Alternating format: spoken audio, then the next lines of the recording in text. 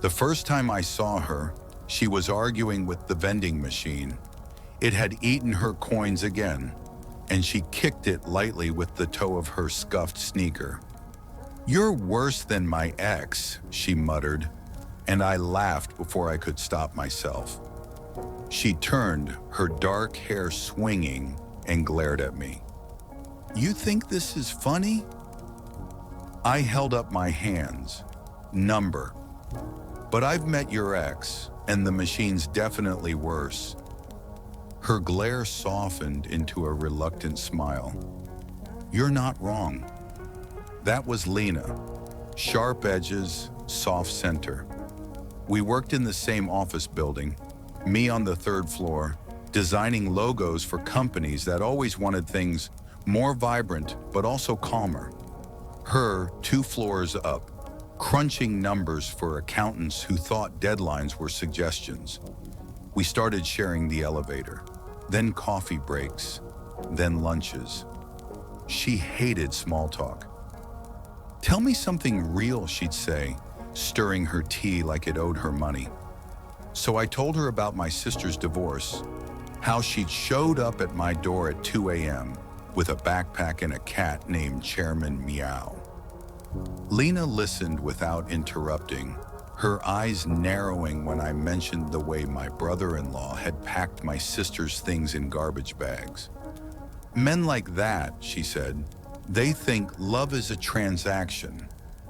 You pay with your silence, and they give you crumbs." In return, Lena told me about her mother's letters, handwritten in Vietnamese, sent every month from Saigon. She kept them in a shoebox under her bed, each envelope smudged with fingerprints from rereading. "She never says I love you," Lena said, "but she writes about the way I tie my shoes. Careful, like you're afraid the laces will break." That's her love language.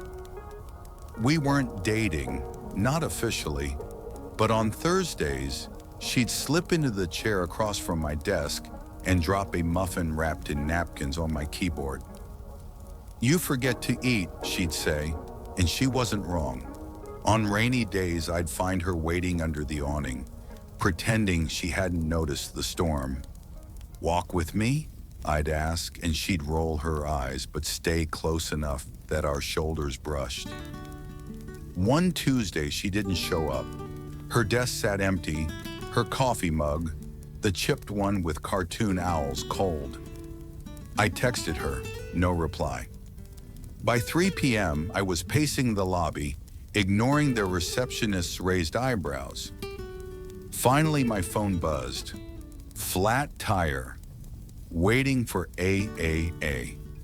Don't be weird about it. I drove to the gas station anyway.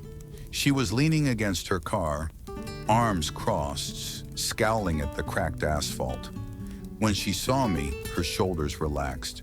"I said don't be weird," she said, but let me sit with her until the tow truck arrived. We shared a bag of stale pretzels from her glove compartment, and she told me about the time Mark forgot her birthday. He said, "I thought you didn't like celebrations." But I'd been planning a trip to the beach for weeks, alone. Then came Mark himself, her ex, the one who'd apparently set the bar so low, the vending machine tripped over it. He started appearing in the lobby, flowers in hand, voice dripping with apologies. "I've changed," he'd say. Lena's face would go still, like a lake freezing over. One night she called me. Her voice was steady, but I heard the tremor underneath. "Can you come over?" I found her sitting on her fire escape, knees pulled to her chest. The city lights made her look like a painting.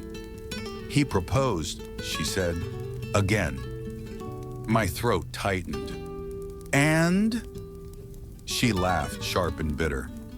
"He brought a ring to the sushi place where I work weekends, made a scene, said he'd wait forever." She turned to me. Her eyes were red but dry. "How do you know when to stop waiting for someone to change?" I looked at her, Really looked at the chip in her front tooth from a childhood bike accident, at the faded ink stains on her fingers from leaking pens, at the way she held herself, like she was always ready to bolt. "You don't wait," I said. "You choose." She stared at me.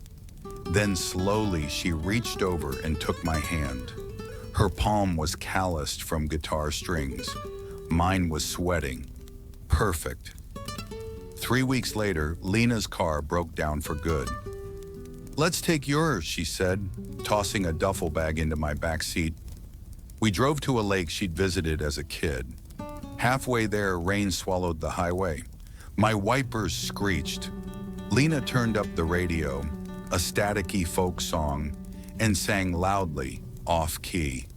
When we skidded into a ditch, she laughed until tears streamed down her face. "This is the worst adventure ever," she said, leaning her head on my shoulder. We waited hours for a tow, sharing stories under a scratchy emergency blanket. She confessed she'd never seen the ocean. "Too much open space," she said.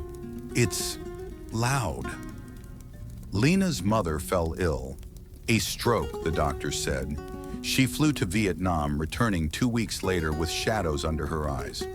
At 2 a.m., she knocked on my door, clutching a letter. "Translate this with me?" Her hands shook. We sat at my kitchen table. Dictionaries spread between coffee mugs. The letter was about Lena's first day of school. "You wore your shoes on the wrong feet, but refused help. Stubborn, like your father." Lena traced the words. "Stubborn," she repeated. "Not brave, not strong." I said nothing, just squeezed her hand. Mark didn't vanish. He sent letters now too, typed, perfumed. "You'll never find better," they said. One night, Lena crumpled one into a ball. "Why does he think I'm so afraid to be alone?" she snapped. "I said the wrong thing. Maybe you are." She left without her coat. I found her at the bus stop, shivering. "You don't get it," she said. "Choosing yourself feels like drowning." Winter came. Lena quit her accounting job, started teaching guitar to kids. I bought her a postcard, a beach with too much open space. She wrote to her mother in Vietnamese, then handed it to me. "What's it say?" I asked. She smiled. "It says, 'The ocean isn't loud, it's just honest.'" The story continues as they navigate misunderstandings and small victories. Lena learns to stop running from the things that scare her, and the protagonist learns patience isn't about waiting, it's about showing up. They fight, they laugh, they grow. Years later, Lena's mother visits.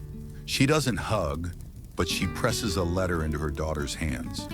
It says, "I see the way you love. Careful, like you're afraid it will break, but stronger than you know." If you enjoyed this story, please like and subscribe for more.